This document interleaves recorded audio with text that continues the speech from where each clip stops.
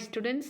Today we are here with a new chapter, Silk Road, written by Nick Middleton.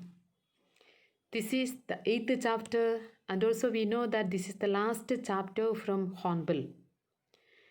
Silk Road can be classified as a travelogue written by Nick Middleton. It talks about the narrator's journey to Mount Kailash. The pictorial and vivid description of shops, mountains, lake, and people in between indicate the writer's keen sense of observation and his zealous interest in the natural beauty. The usage of quite of beaten words and phrases also tell about his great fondness of using exact word to convey his exact feeling. The extract also shows his great love of adjectives.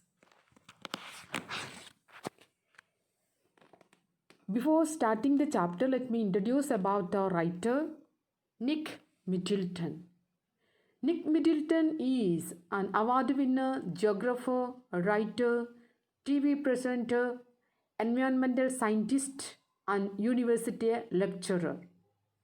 Nick is the author of 7 travel books, including the bestseller Going to Extremes, which accompanied a television series he wrote and presented for Channel 4 and the National Geographic Channel on extreme environments and the people who live in them. Introduction. Silk Road is a detailed account of the author's visit to Mount Kailash. He visited the place to do the Korah with other pilgrims. The whole description is quite interesting as it reveals many unknown facts about the journey up the most difficult terrain in the world. This article gives a record of an adventure from tenderly rolling hills of Rao of Mount Kailash. The motivation behind this journey was religious. The storyteller wanted to finish the Korah at Mount Kailash. Lahamo gave him a long-sleeved sheepskin coat to keep him warmer. The narrator and Satan took a shortcut to get off the Changtan. This route would take them southwest almost directly towards Mount Kailash. It involved crossing firmly high mountain passes. Satan said that there would be no issue if there was no snow. This alternate route took them crosswise over tremendous fields having parched fields. They saw a few gazelles and a great herd of wild asses. They noticed clouds of dust rising in the sky.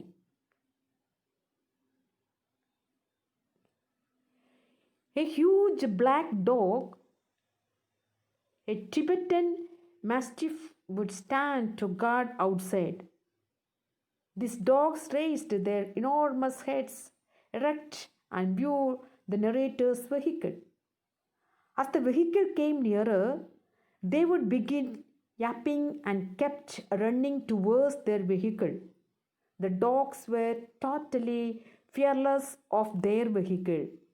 Satan had to apply the brake and turn aside. The dogs would quit barking simply in the wake of pursuing them of the property. Then they entered a valley. The snow-topped mountains were visible on the horizon. The river in this valley was wide and for the most part obstructed with ice. The track held near the river bank and wood with the curved bunks.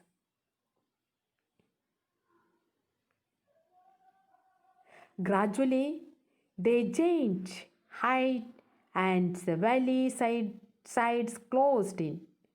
They were climbing up the hill.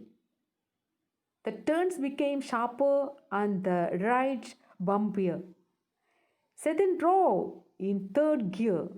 The narrator felt the pressure building up in his ears. He held his nose, snorted, and clenched them. They struggled round another tight bend. Satan stopped. He opened his door and jumped. Daniel too left the vehicle.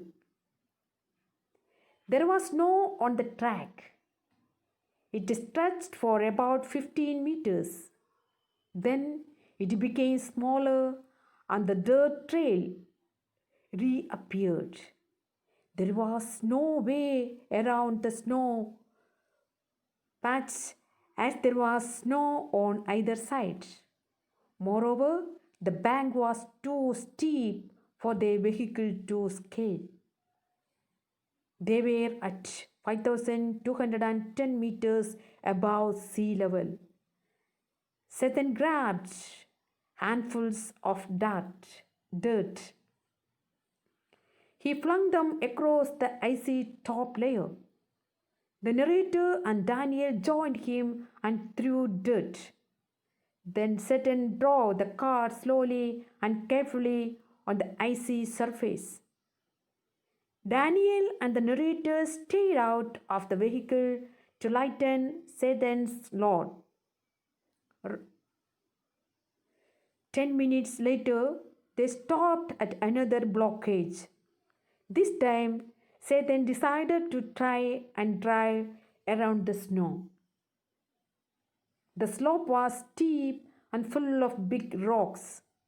Somehow, Satan got past over the difficult route. Once he cut a very sharp bend, they continued to climb in the bright sunshine. They crept past 5,400 meters. The narrator's head began to beat horribly. He took gulps from a water bottle. Finally, they reached the top of the pass at 5,515 meters. There was a large cairn of rocks. It was decorated with white silk skirts and ragged prayer flags. They took a turn round the cairn in a clockwise direction. The lower atmospheric pressure was allowing the fuel to expand. It could be dangerous, so Satan advised them not to smoke. As they moved down the other side of the pass, the narrator's headache soon cleared. It was at 2 o'clock. They stopped for lunch. They ate hot noodles inside a long canvas tent. The plateau was pockmarked with the salt flats and brackish lakes. By late afternoon, they had reached the small town of Ho. They were back on the main east-west highway. It followed the old trade route from Aza to Kashmir. Daniel found a ride in a truck to return to Lhasa. Satan got the punctual types repaired. The narrator found Ho a grim, miserable place with no vegetation. They had tea in Ho's only cave. They left Ho after half an hour. They drove past rocks and rubbish westwards towards Mount Kailash. This is what the chapter. This is only the summary of the chapter. and you have to go through the chapter once or twice and read the chapter, and followed by I will give you the question answers. Thank you so much.